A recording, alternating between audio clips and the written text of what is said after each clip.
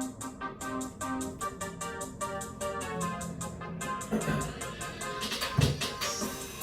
sports fans, to the Shoot Your Thought podcast with your hosts, Josh Sanger and Neil Lembersod. Hello and welcome to the Shoot Your Thought podcast. My name is Josh, that is Neil. Neil, how are you? Fantastic, Josh. Are you fantastic? I'm faking it today. You're faking it. I knew you would be faking it, and why are you faking it, Neil? Explain to our viewership why you are not in a good mood. I might just rage quit the fantasy season. Every league I'm in. I beat Neil in our fantasy matchup this past week because I am the superior fantasy player, even though we're both still sitting at the bottom of our league. Both sitting at 1-3 right now. But what all that matters right now is that Josh beat Neil. Let me tell you, going into that Monday night game, to say it wasn't looking good for Josh would be an understatement. I think I was up by maybe 12, 13 points, and I had no players playing in the Monday night game, and Neil had Keenan Allen and Carlson, the kicker for the Raiders. So all he needed was a low or a medium floor game from Keenan Allen, and maybe a field goal and a point after for Carlson.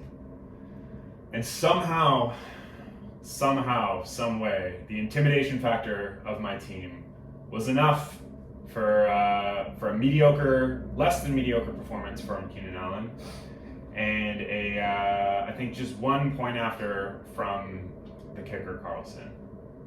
So what did that mean, Neil? It meant that you won by 3 points.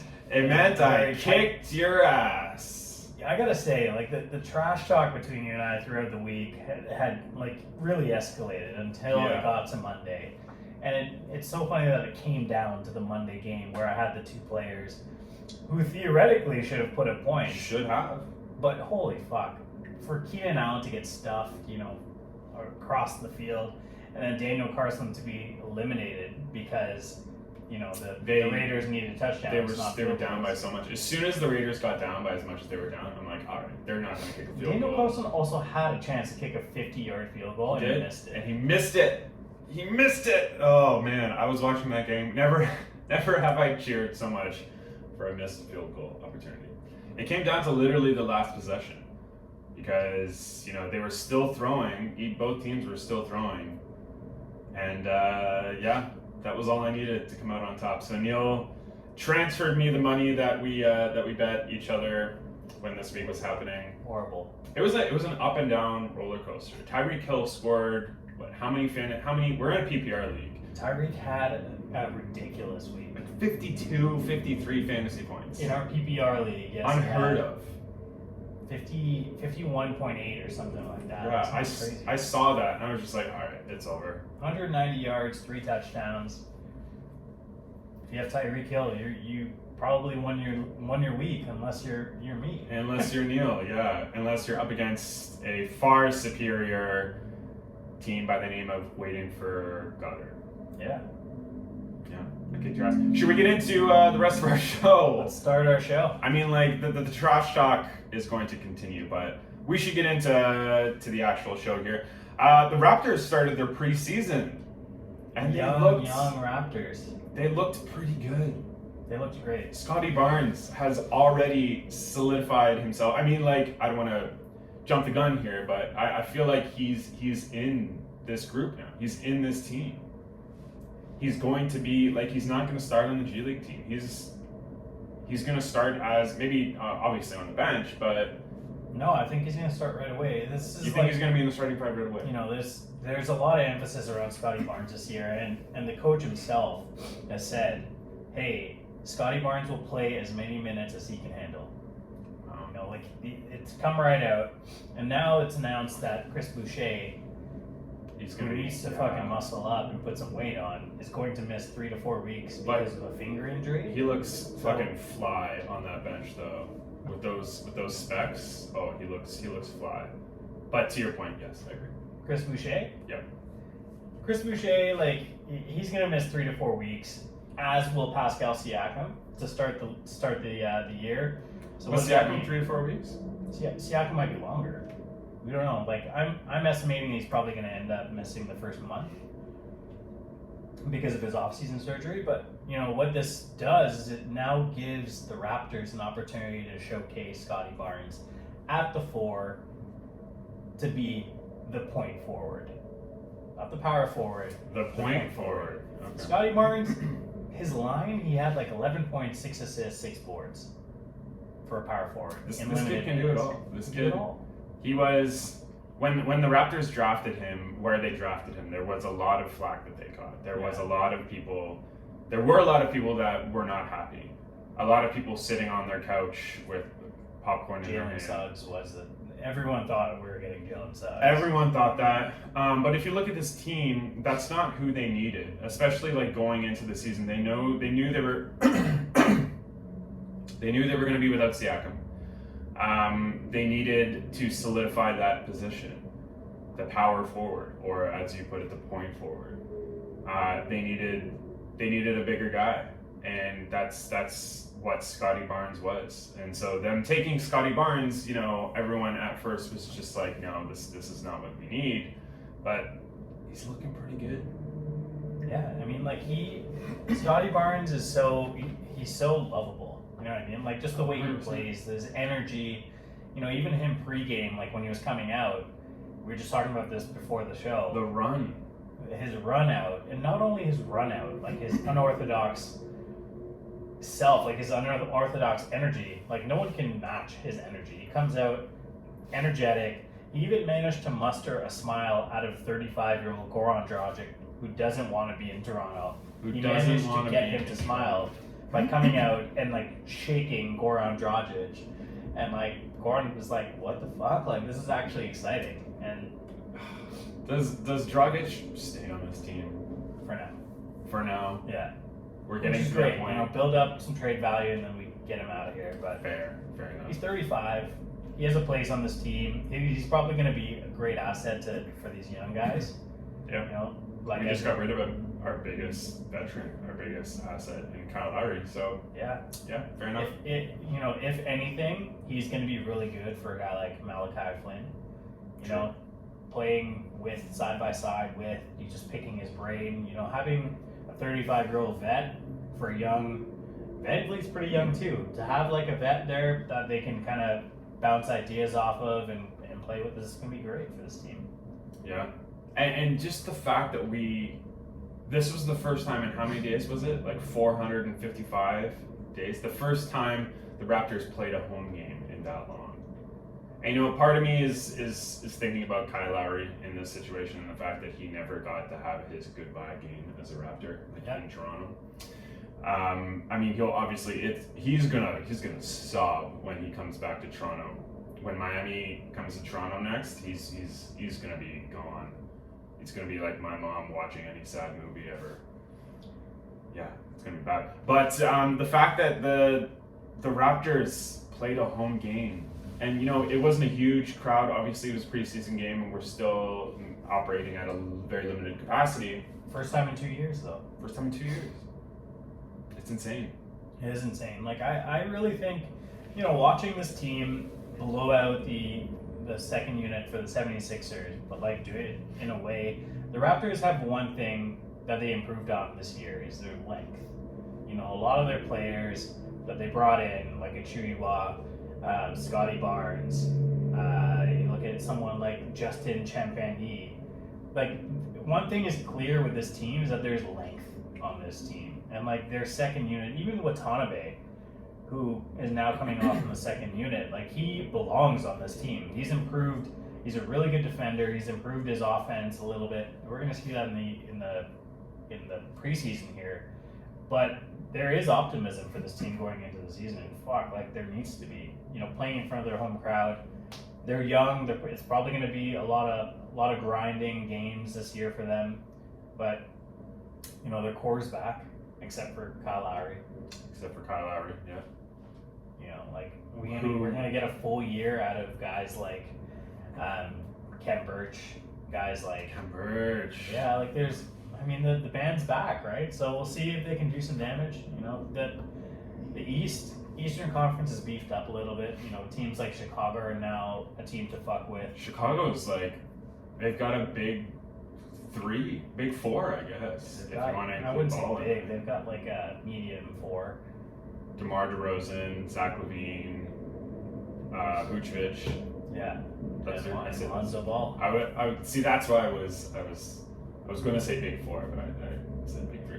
Like medium.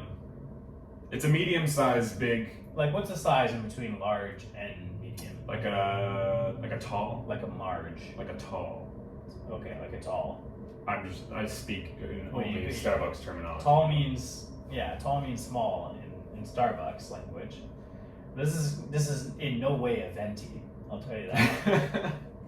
That's just how we should describe Grande teams. is this is a going grande 4. It's a grande 4? Grande 4. All right, I'll take that. Yeah, but no, this team looked good. Speaking of Kyle Lowry, though, how was it seeing him in a Miami Heat jersey on the floor?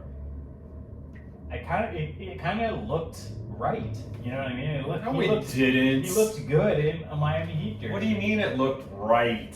He looked good in a Miami Heat jersey. Yeah, he looked good. Do you prefer him there as opposed to Toronto? Like, do you honestly I think? think this one kind of, with the way he finished off his tenure in Toronto, it hurt a little less than when Chris Bosh went to Miami X amount of years ago. Oh yeah, of course. That's a so, whole different scenario. Now knowing that like Kyle Lowry is making, he's still getting paid, he's still appreciated. He's getting paid. He's getting paid. He's making way for younger players to take the next step in Toronto. If he was there, I think it would do a little bit of a disservice to guys who are trying to take the next step, like Flynn, like Van Vliet. Yeah. Like these guys need to be given a chance. Even young guys on the team, like Gary Trent Jr., he needs to be given a chance because now there's 2 guard spots. Kyle Lowry was going to occupy at least one of them. Yeah. So Van Vliet wasn't even playing as a proper point guard for most of the season. No. He was operating as a shooting guard when Kyle Lowry was on the floor. But now this is literally Van Vliet's team. He's the point guard. He is the point guard, and we can have Gary Trent Jr. operate as that shooting guard like it should be. like a scorer. Yeah. So I think part of me thinks that Kyle Lowry leaving Toronto was kind of like when Marc Gasol left Toronto. If you remember what Marc Gasol said when he left Toronto to go to the Lakers, he said he doesn't think he can offer this team what it needs right now. So he needs to, again, I'm paraphrasing here, but he said something along the lines of he doesn't think he can make this team a winning team. So he's going to go where his talents at that age and at that size can be of more use, and that's why he went to the Lakers.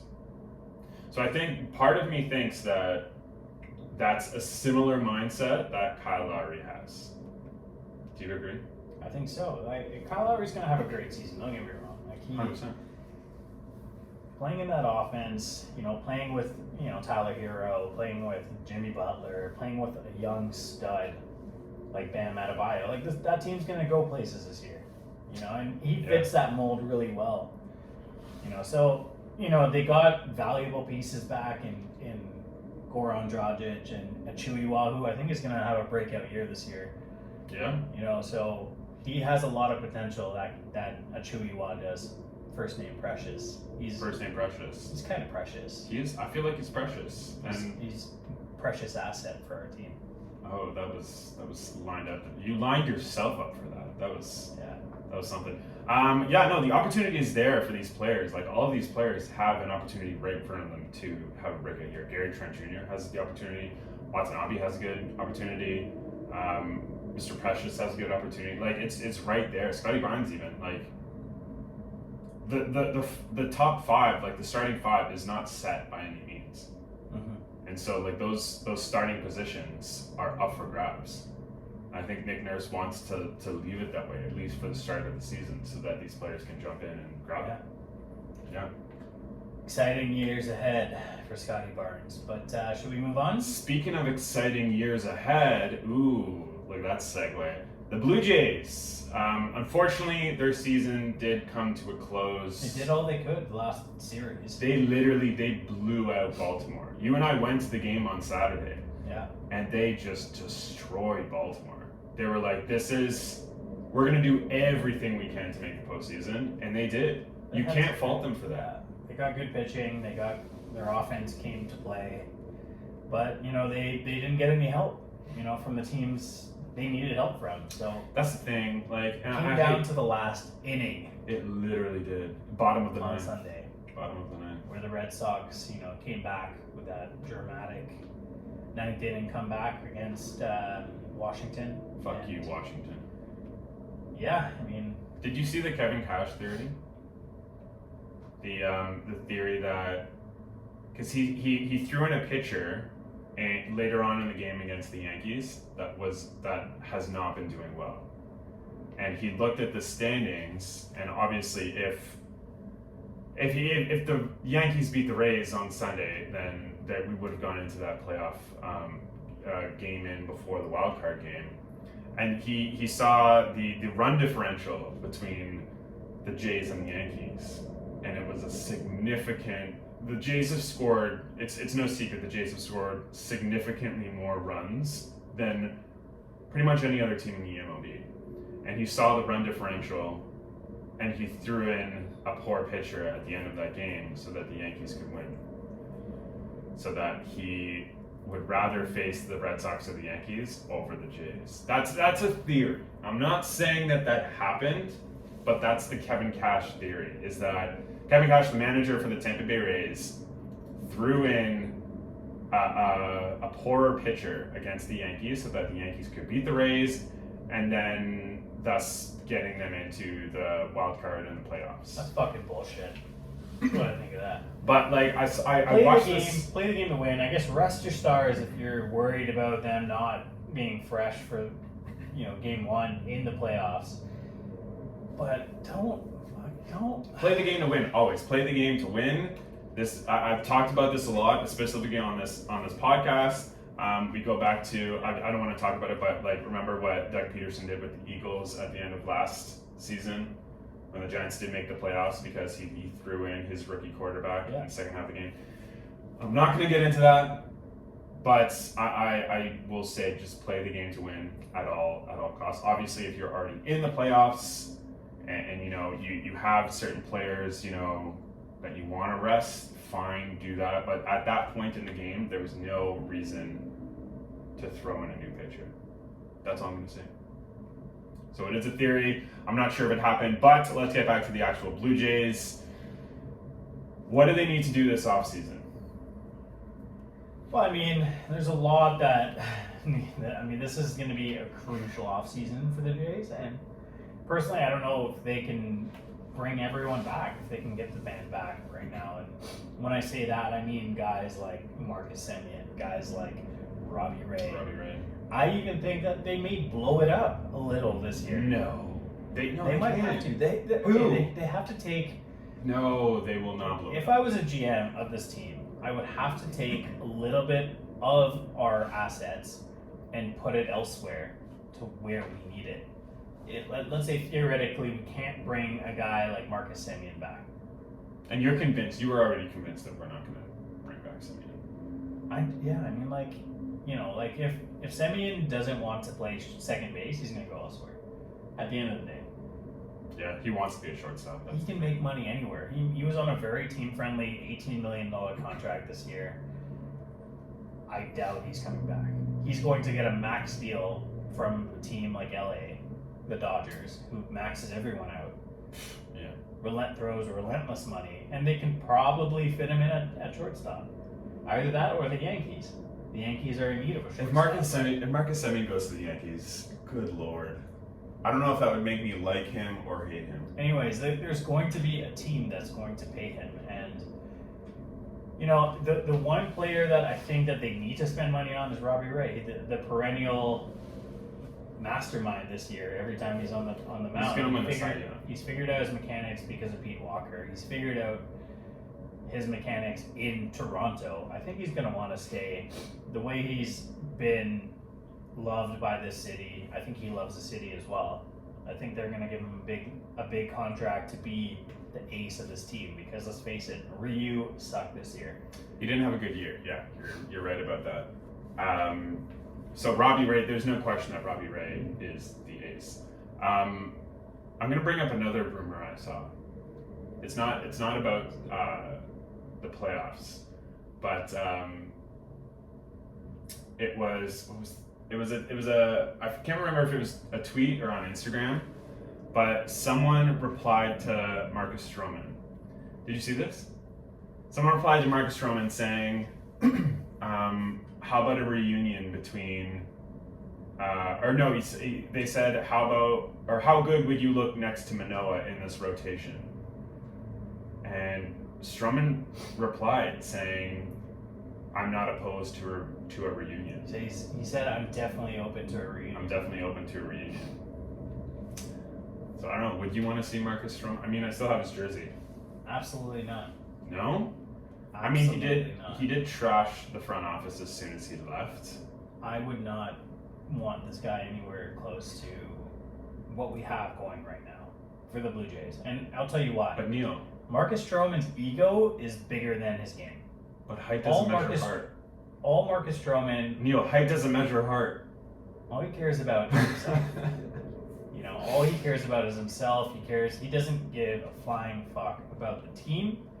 He made his MLB debut in Toronto in 2014, and the city embraced him. The city appreciated his energy, but that energy translated into not really much. Like, he has a 61-60 career win-loss record.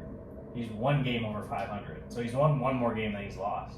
His ERA's been great. Yeah. He has energy, but he's also been known as a bit of a cancer in the clubhouse. What do the Blue Jays have going on right now? It's a lot of fun in that clubhouse with Vlad, with Bo, with Robbie Ray, even with their jacket, their home run jacket that they're putting on pitchers after. Yeah. It's a lot of guys that don't have egos, that go out, support one another, that are cheering for one another. There's none of this sort of ego, I'm bigger than the team mentality. You know what I mean? All these guys probably hang out outside of work, outside of their clubhouse as well, right? So 100%. I don't know. Marcus Stroman can be open to a reunion, but I don't see him back on this team. I would have to disagree. I would love to see Marcus Stroman back on this team. I think he would not come in as the same braggadocious player he was. I think going over to the Mets, he did not have the success he did when he was in Toronto. He was never our ace in Toronto. We never asked him to be our ace. And I think he misses the culture of Toronto. Every time he talks about it in interviews, he always talks about the culture of Toronto and how much it meant to him. So I think he does miss that, and he probably doesn't feel as fulfilled on the Mets. So yeah, obviously he's going to put stuff out on social media saying, trying to get that ball rolling. Insane. I'm just looking at a stat here with Blue Jays relievers by the month.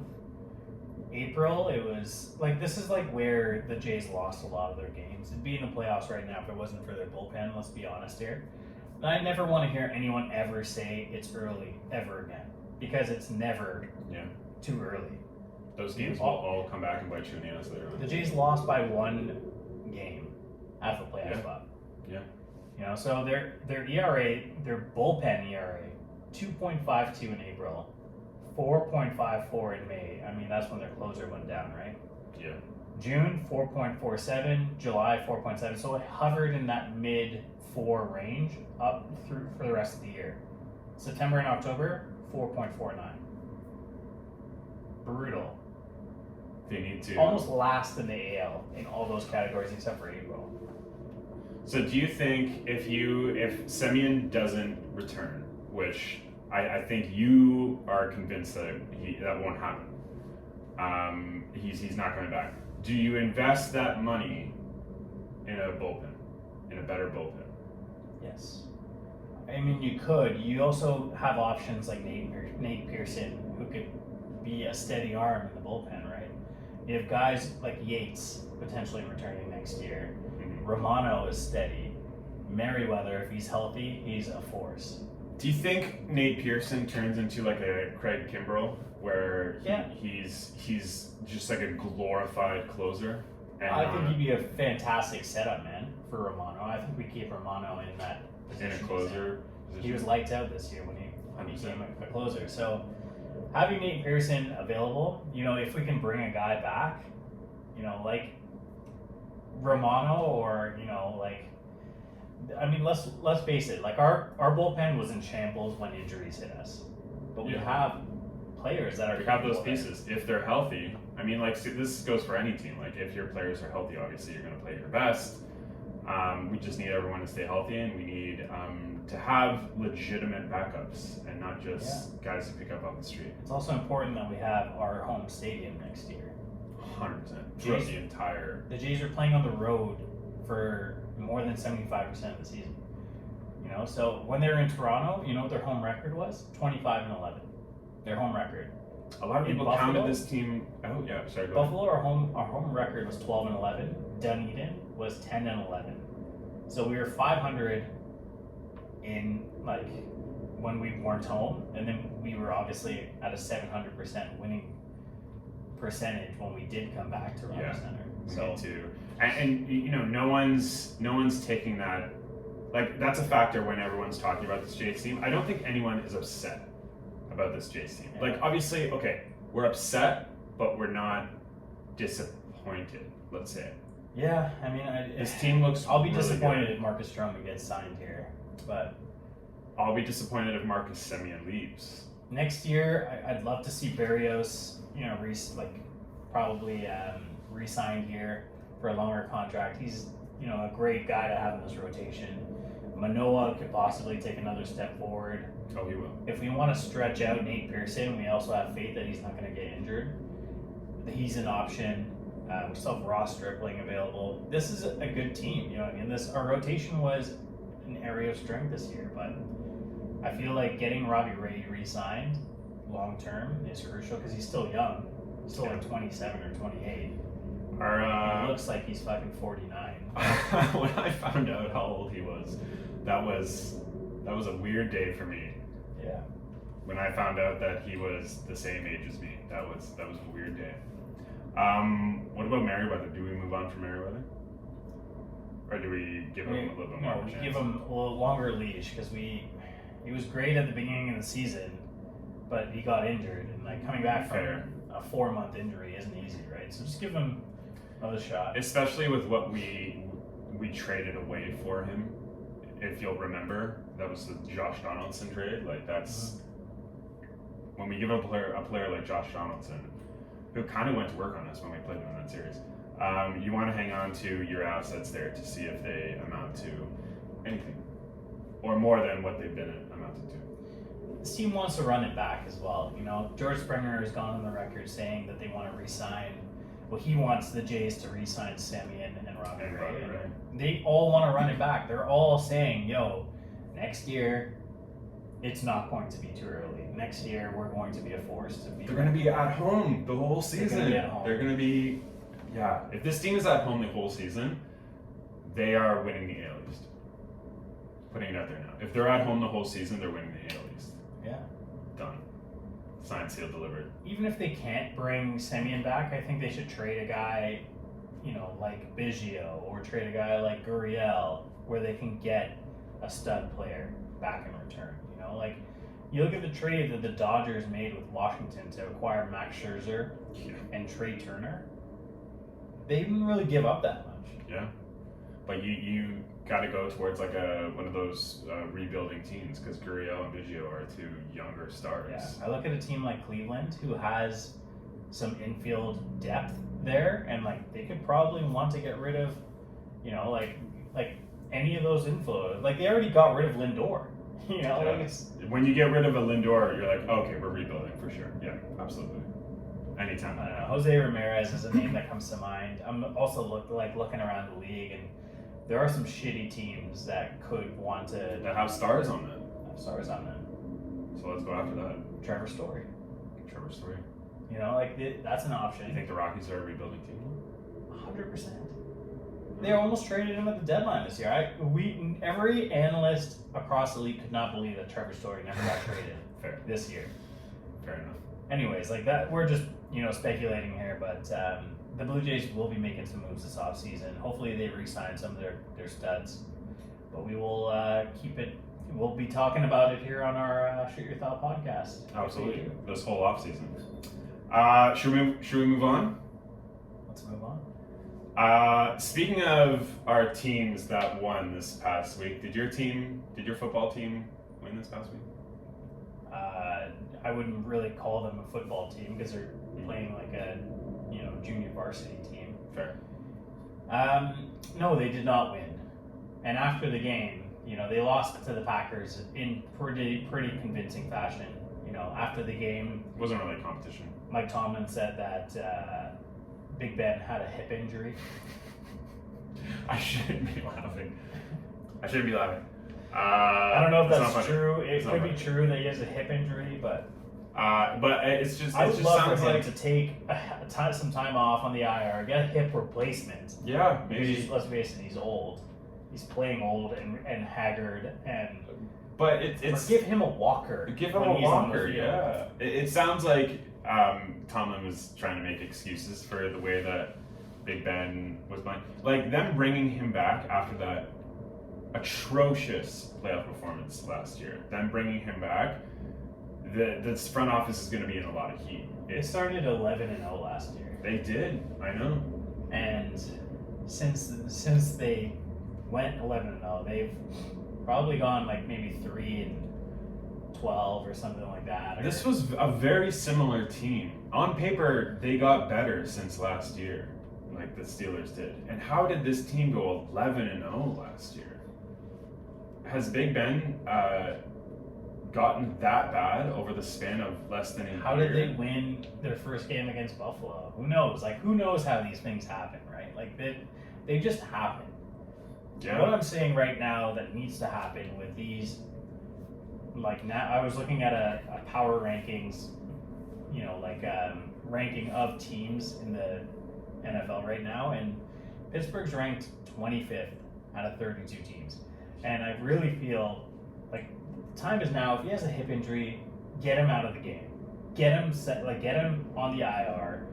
Give guys like Dwayne Haskins a chance. Are you actually asking for Dwayne Haskins to be your starting quarterback? I'm asking for Dwayne Haskins. After what I've seen out of 4 games of Big Ben, he's done. He's completely done. Yeah. He has nothing left. There's no way that this team can change offensive coordinators in the offseason, bring in Matt Canada, and the exact same bullshit is happening where they're doing these stupid fucking short screen passes over and over and over again. Not getting any. It can't be the same bullshit. The consistency there is a quarterback play. New offensive coordinator can't be the same guy can't be the same calls are being called. Now you kind of have to point the blame at the quarterback. So I'm saying get him out of there, bring in a guy who can actually be mobile and not just standing there throwing like this, throwing fucking flat-footed screen passes. Yeah. It's horrible. But my team won. Just gonna ease that transition into Saquon Barkley. He Saquon the game. He Saquon the game. Well, I'm gonna change my fantasy name right now. He is back. Needless to say, Saquon Barkley is back to being his monster self.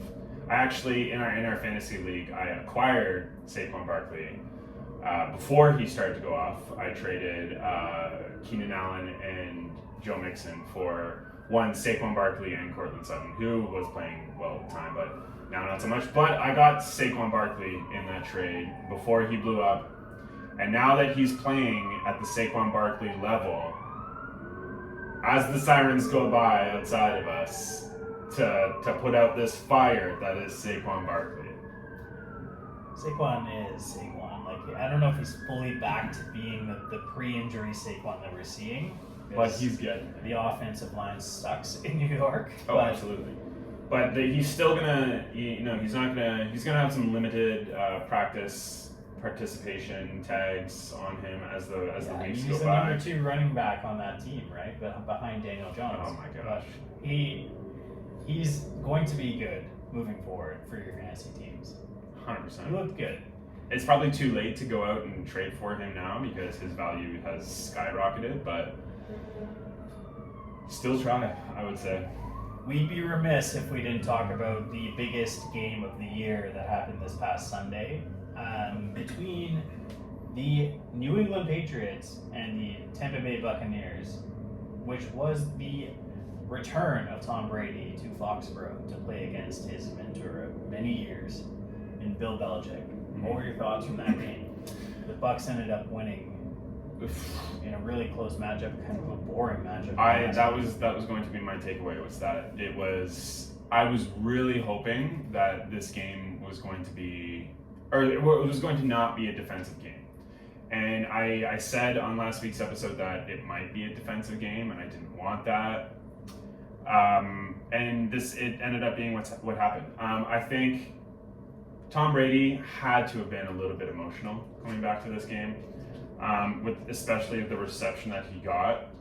Everyone loved him, and they showed love for him, and they cheered him as soon as he came out.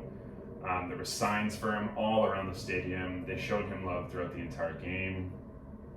So you're not going to get like a lights out Tom Brady after that kind of a reception, you know? Like, it's just like when Kyle Lowry comes back to Toronto, he's not going to have a good game because he's not going to be in, you know, that lights out mindset. He's not going to be in that caged animal mindset.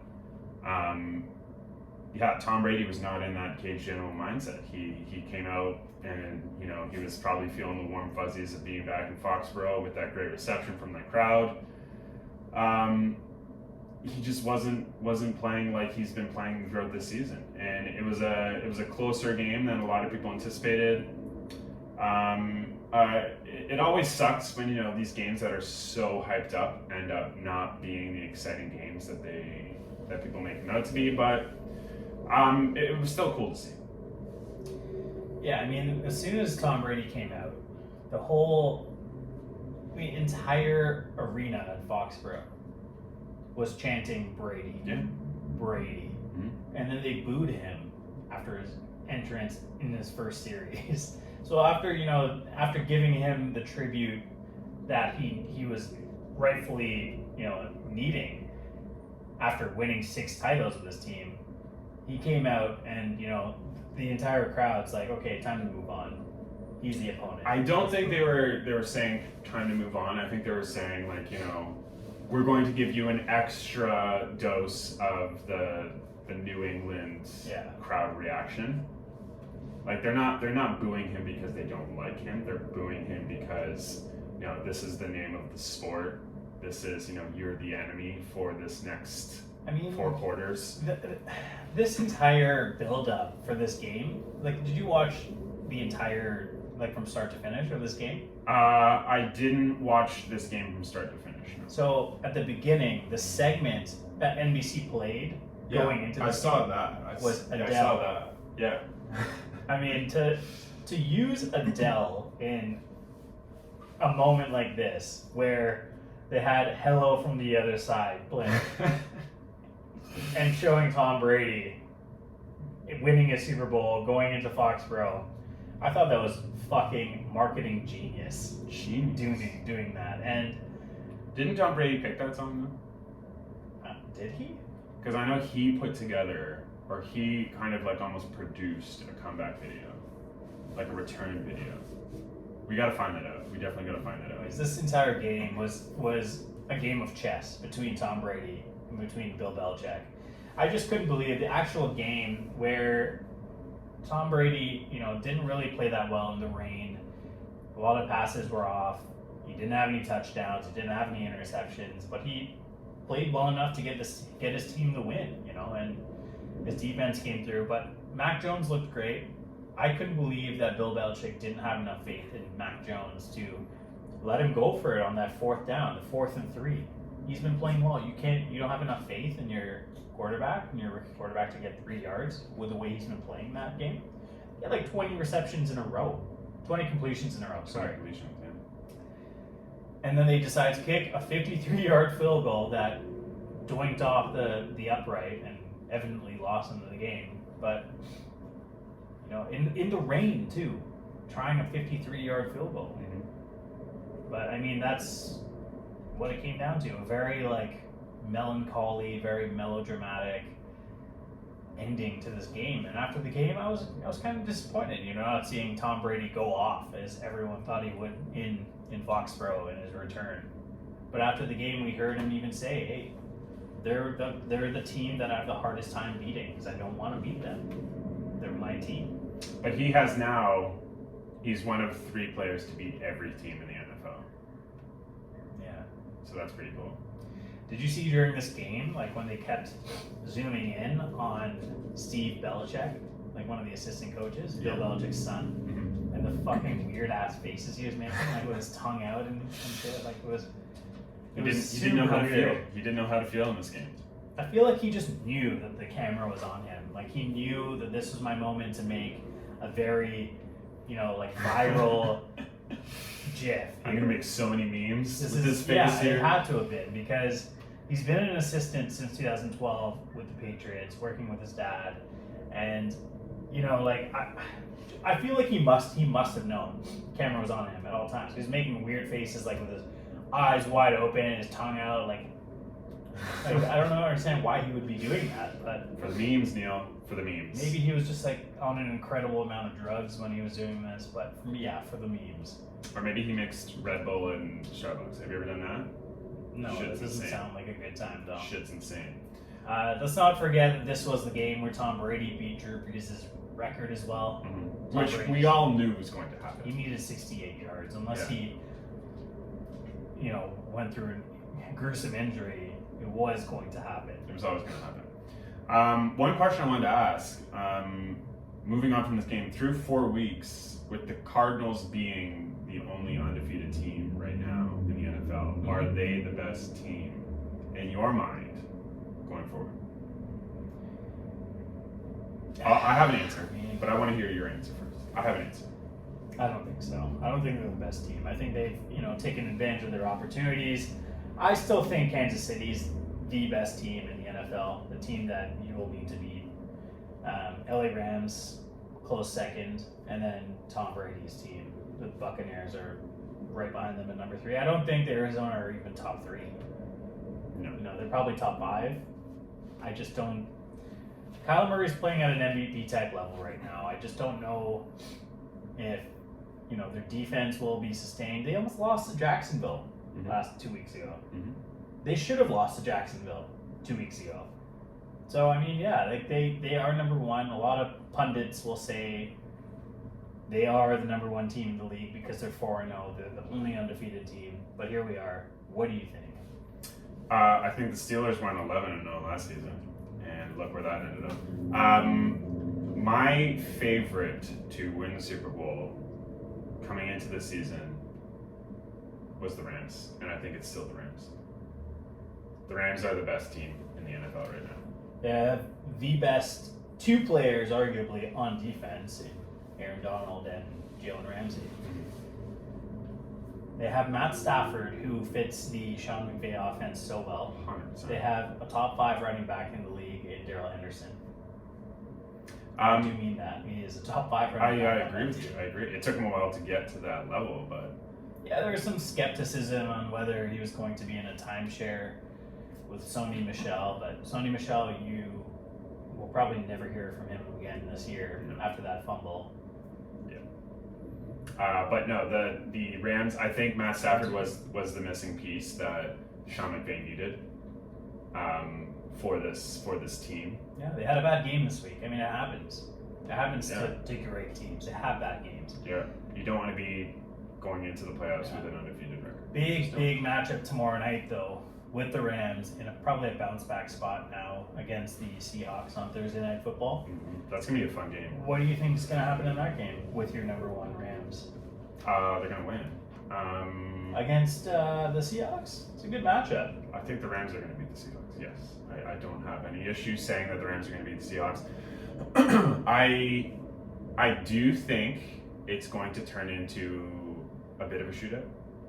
The Rams have a great defense, but Russ needs a game to bring himself back to, and even in the MVP conversation. Like at this point last year, Russ was in the MVP conversation, but he's not right now. And I think he needs a game to bounce back into that conversation. And I think a Thursday night primetime game versus one of the best teams in the league, the best team in the league, I think is the time to do it.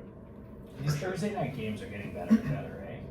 Yeah, I mean, like no one expected the Trevor Lawrence versus Joe Burrow game to be good last week. But great game. It was a great game. We're seeing great games Sunday nights, Thursday nights.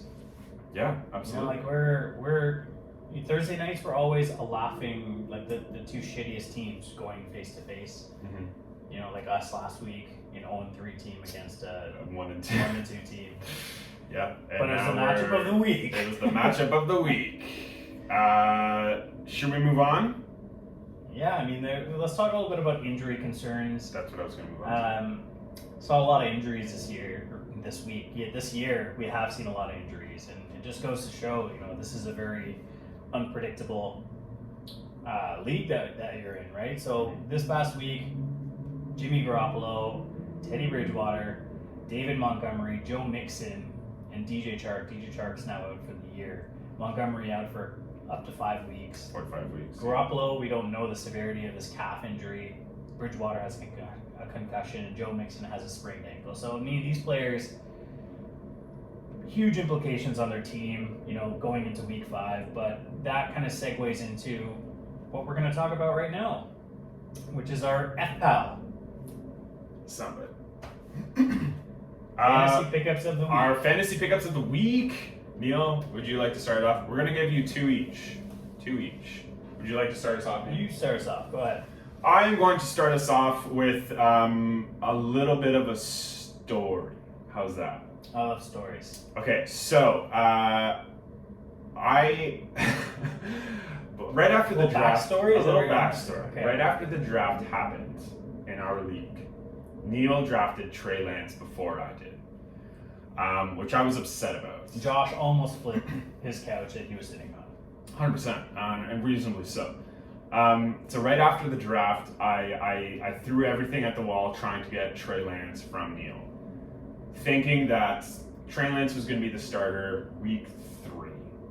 Jimmy Garoppolo was going to come out after the first 2 weeks, be absolutely terrible. Trey Lance was going to take over week 3. Going into this season, Garoppolo looked okay.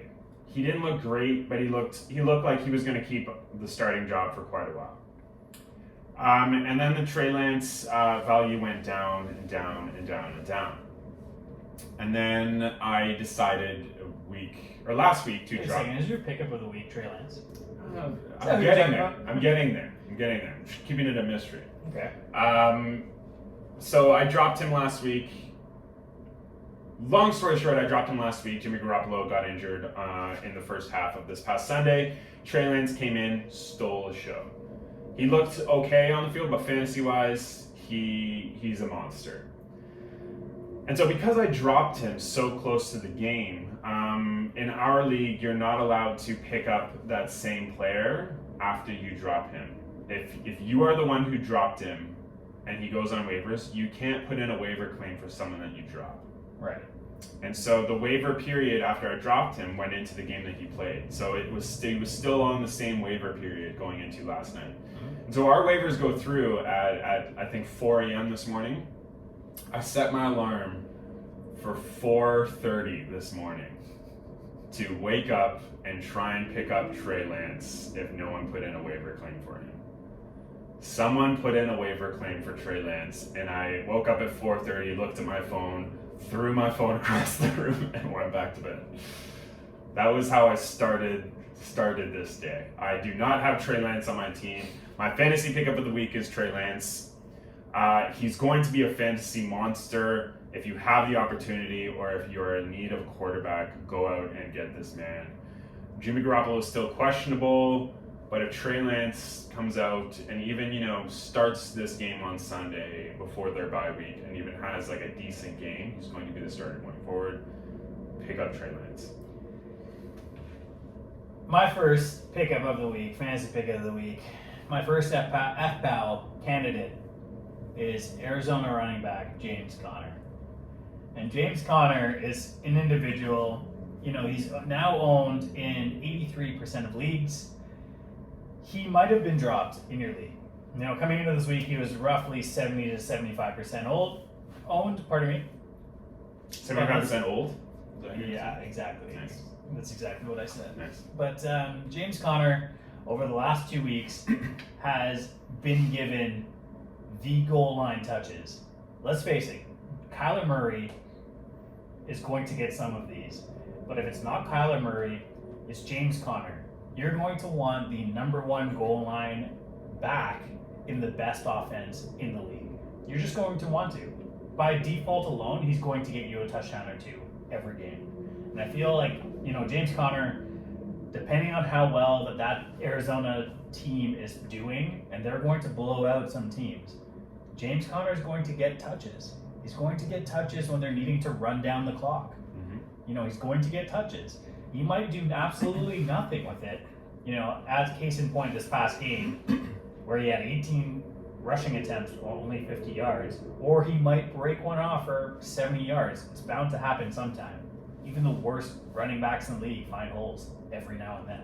100%. But that being said, over the last 2 weeks in standard leagues, so non-PPR, he's had 17 points and 18.6. So, that's RB1 numbers right there. If you can get this guy, stash him on the bench, spot start him, flex him, get him on your bench. James Conner. 100%. I agree with that. My next pick, my second pick, I'm actually looking at it in our league. You actually have this. It's not a player, it's a defense. You have this defense, and that is the New England Patriots. If you look at this week and going forward, they're playing Houston this week. You're going to get a lot of points from that. Houston. You're playing Dallas next week, and then you're playing Jets after that. It doesn't have to be like a streaming defense. The Patriots, if you go and pick up this defense, if they're not rostered, they're rostered in quite a few leagues right now, but there's a chance that they're not rostered in yours. Go and check them out because you can hang on to them for the next at least 3 weeks. It's a good pickup. My final pickup of the week. Go out and look at this guy. He's not owned in 100% of leagues yet. It's a tight end from the Buffalo Bills. I saw this coming. He's potentially got bloodlines with the infamous Amanda Knox. You had to throw that in there, didn't you? Potentially. This is not confirmed. We may need to look into this after the show. But his name is Dawson Knox. Knox. We talking about having pieces on good offense just now with having James Conner. This is an individual who is getting goal line looks. He's getting red zone looks by Josh Allen. He's a big figure. He's actually starting to take away a lot of touches from Cole Beasley, who was a target monster. Over the last couple of games, his targets have been increasing steadily. He's gone from 5 to 6 to 8, and he's doing a lot with them. He's had 2 touchdowns in back-to-back games. He is a tight end you want on your team, especially in a league that doesn't have a lot of good tight ends. Exactly. He was available for absolutely nothing for the last 3 weeks. He may still be available in your league. Go fucking pick this guy up because he may be a league winner for you. So you're going to be flexing a tight end then? I could potentially flex a tight end. Wow. Were you looking at my team? I'm thinking about who you have on your team, and there's no way you're going to sit George Kittle. George Kittle is on a week 6 bye. There is thoughts of me hanging on to Knox, including next week. There's thoughts. You talk to your team, and you talk to your front office, and there's thoughts that you're going to hang on to. There's still a lot of back and forth here. Yeah, but, for sure. I think consensus is saying we may need to start Dawson Knox, who has potential ties to the infamous Amanda Knox. To start him. I should take a drink Kittle's. every time you mention a potential connection. We need to find this out though. The sure. spelling's the same. They kind of look similar. Just stop it. We're gonna find this out. We'll find this out. We'll post something about it. We'll get more to it. That is our show. Thank you so much for listening. Thank you for this fun one. No, we'll see you again next week, guys. Thanks a lot. Dawson Knox. 55 minutes that episode.